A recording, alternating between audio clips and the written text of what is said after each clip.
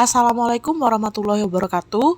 Di sini kami dari kelompok 4 akan menyampaikan hasil dari diskusi kami yang berjudul Analisis Rhodamin B pada sediaan lipstik dan perona mata secara kromatografi cair kinerja tinggi.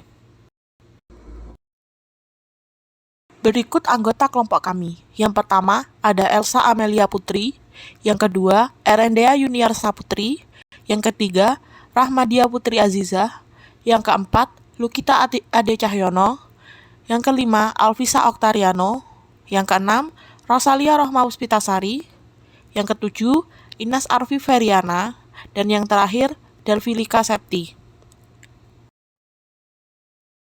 Baik, untuk materi yang pertama yaitu High Performance Liquid Chromatography atau HPLC. Pengertian HPLC sendiri adalah sebuah teknik analis untuk identifikasi zat atau senyawa dan memisahkan serta mengukur jumlahnya dalam suatu larutan campuran. Prinsip HPLC sendiri adalah pemisahan komponen analit berdasarkan kepolarannya. Setiap campuran yang keluar akan terdeteksi dengan detektor dan direkam dalam bentuk kromatogram, di mana jumlah peak menyatakan jumlah komponen, sedangkan luas peak menyatakan konsentrasi komponen dalam campuran.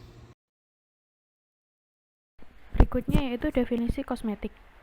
Definisi kosmetik sendiri dalam Peraturan Menteri Kesehatan RI Nomor 445 /Menkes /Permenkes tahun 1998 adalah sediaan atau paduan bahan yang siap untuk digunakan pada bagian luar badan, epidermis, rambut, kuku, bibir, dan organ kelamin bagian luar, gigi, dan rongga mulut untuk membersihkan, menambah daya tarik, mengubah penampakan, melindungi supaya tetap dalam keadaan baik, memperbaiki bau badan tetapi tidak dimaksudkan untuk mengobati atau menyembuhkan suatu penyakit. Selanjutnya yaitu definisi lipstik. Lipstik adalah kosmetik yang diterapkan pada bibir untuk menentukan bentuk dan memberi warna serta perlindungan terhadap lingkungan sekitar bibir. Yang kedua yaitu definisi perona mata. Perona mata sendiri adalah rias kelopak mata yang dipakai agar kelopak mata terlihat lebih menonjol dan lebih menarik. Dalam kosmetik dekoratif, baik lipstik maupun perona mata, penggunaan zat warna dan zat pewangi sangat besar. Berikutnya yaitu alat dan bahan. Bahan yang digunakan yaitu 5 sampel perona mata dan 3 sampel lipstik. Aqua destillata, NN-dimethylformamida atau DMF, baku standar rhodamin B, asetonitril, dan larutan dapar diamonium hidrogen fosfat. Dan alat yang digunakan yaitu tabung reaksi, rak tabung, Erlenmeyer, batang pengaduk, penyaring membran PTFE, kertas saring, tangas air, tangas ultrasonik, penyaring nilon, detektor fotodiode array atau PDA, dan peralatan KCKT. Selanjutnya yaitu prosedur kerja. 1. Timbang seksama rhodamin B sebanyak 25 mg, masukkan ke dalam labu ukur 25 ml, dan larutkan dengan NN-dimethylformamida atau DMF sanikasi hingga larut. Kedua, encerkan dengan NN-dimethylformamida atau DMF sampai tanda terang, kemudian homogenkan. Ketiga, dipipet sebanyak 0,10 ml larutan standar 1000 ppm dan dimasukkan ke dalam labu ukur 10 ml. Kemudian encerkan dengan NN-dimethylformamida atau DMF sampai tanda terang dan homogenkan. Dipipet larutan sebanyak 0,5 ml, 1 ml, 1,5 ml, 2 ml, 3 ml, 4 ml, dan 5 ml ke dalam labu ukur 10 ml, tambahkan dengan NN-dimethylformamida atau DMF sampai tanda terang, kemudian kocok hingga homogen. Keempat, larutan kemudian disaring dengan millipore 0,45 mikrometer, kemudian injeksikan ke dalam sistem HPLC. Kelima, timbang sebanyak kurang lebih 2 gram sampel lipstik dan perona mata, kemudian masukkan ke dalam labu ukur 25 ml. Larutkan dengan NN-dimethylformamida atau DMF, ultrasonik hingga larut, himpitkan sampai tanda terang, kocok hingga homogen. Yang keenam, disentrifuge larutan sampel selama kurang lebih 2 menit dengan kecepatan 14.000 rpm. Lalu diambil larutan bening dan saring menggunakan milipore 0,45 mikrometer, injeksikan ke dalam sistem HPLC. Sampel diidentifikasi dengan membandingkan waktu retensi baku rodamin B dengan waktu retensi sampel. Kemudian larutan sampel yang telah diidentifikasi mengandung rodamin B dihitung kadarnya dengan rumus 10 dibagi area intercept kali FP dikali volume akhir dalam kurung slope kali bobot sampel. Baik, berikutnya terdapat hasil kesesuaian sistem KCKT bisa dilihat dari tabel di samping. Sampel perona mata dan lipstik dikumpulkan dari beberapa pedagang kosmetik yang tersebar di pasar Jatinegara. Untuk sampel perona mata dipilih 5 sampel dan lipstik 3 sampel. Sampel perona mata terdiri dari 4 merek berbeda dan sampel lipstik 3 merek berbeda. Semua sampel yang dipilih pada pengujian ini yang tidak memiliki nomor registrasi Badan POM. Pada sampel perona mata dipilih sampel dengan warna merah muda sampai keunguan dan sampel lipstik dipilih dengan warna merah muda dan merah.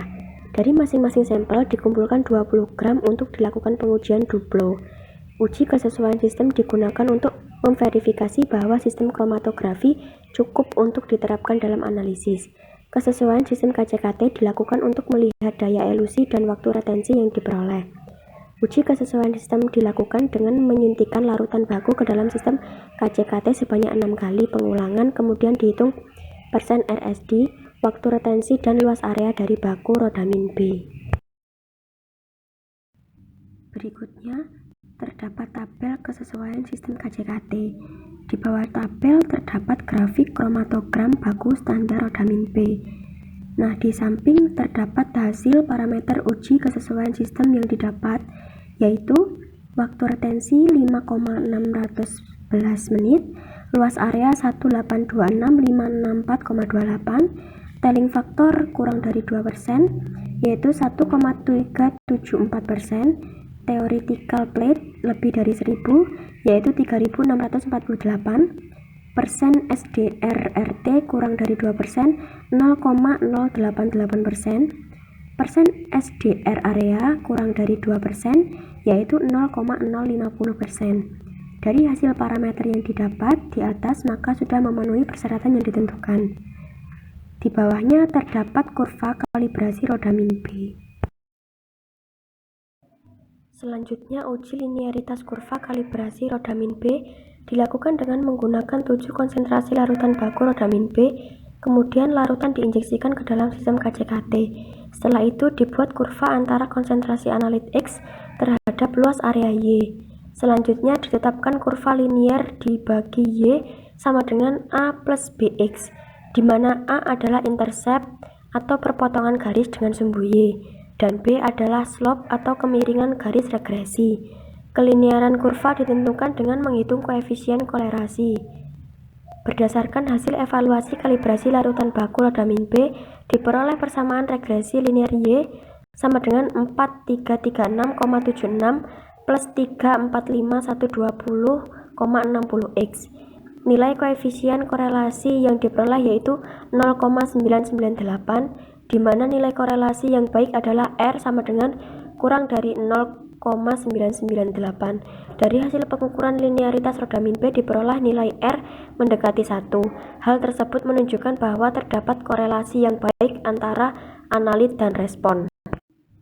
Dan di samping terdapat tabel hasil identifikasi sampel perona mata. Rodamin B pada sampel A, B, C, D, dan E memiliki waktu retensi yang sama dengan baku standar rodamin B, yaitu sekitar 5,6 menit. Hal ini dapat menunjukkan bahwa kesemua sampel perona mata mengandung rodamin B.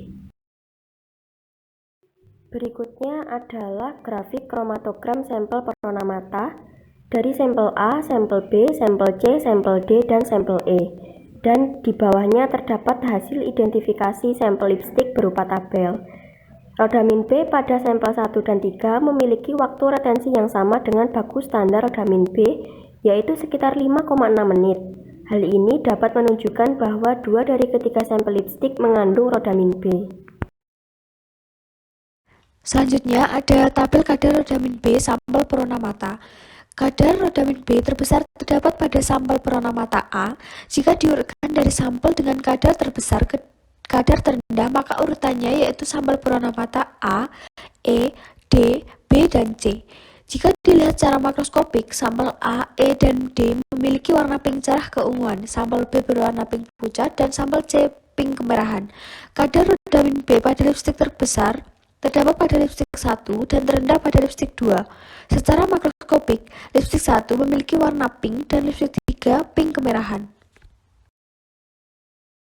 Dari hasil pengujian yang dilakukan, didapatkan kelima sampel berwarna mata positif mengandung rodamin B. Sampel positif adalah sampel dengan warna merah muda sampai keunguan yang tidak memiliki nomor registrasi BPOM.